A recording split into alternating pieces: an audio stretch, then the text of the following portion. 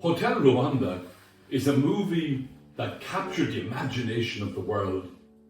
The film tells the story of how Paul Rusesabagina sheltered and saved 1,268 people in a hotel in Kigali in Rwanda in the immediate weeks after the deadly genocide broke out in Rwanda in 1994.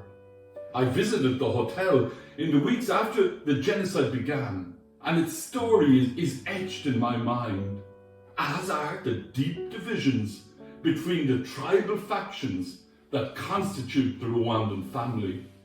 That such conflict and hatred could prevail in a country where Christianity flourished in terms of evangelization is deeply disconcerting.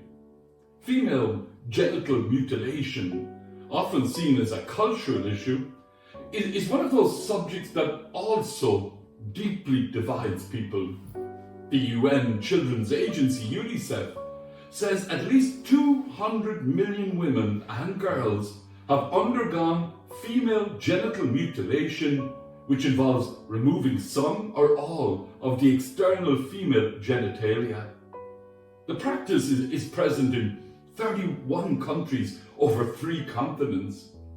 A new film called Koromuzu Big Sister tells the story of Habibata Ouaremi from Ivory Coast, who was subject to FGM as a child when her mother told her if she didn't undergo the procedure, she would be excluded from society and prevented from marrying or living a good life. St. Paul, in the letter to the Galatians, communicates the powerful message that the God of Jesus is working to break down our barriers of hostility in order to create one new humanity.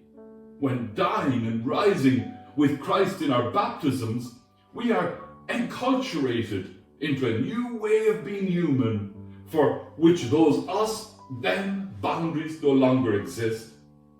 Thinking this through means that, in effect, the church does not represent a new religion, but rather the new human family promised to Abraham and Sarah, in which there no longer exist the old lines of demarcation that all human religions and cultures have previously been structured by.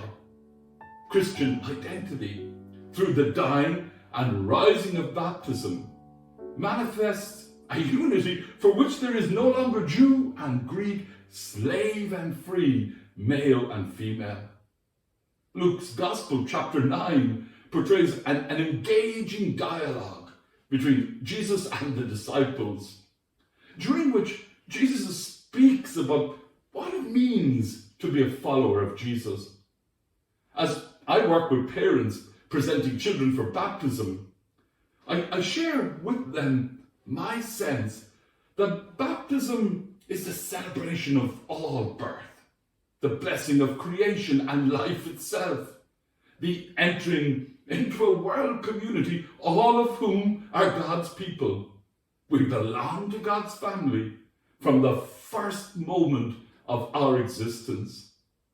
Christian faith and baptism are a response to a call to belong in this particular way to the family of God by belonging to the community of Jesus. Baptism is the sacrament of utter wonder at the baby's beauty and the sublime creativity of the Mother God, whose artistry and imagination it was that this tiny mite would be created.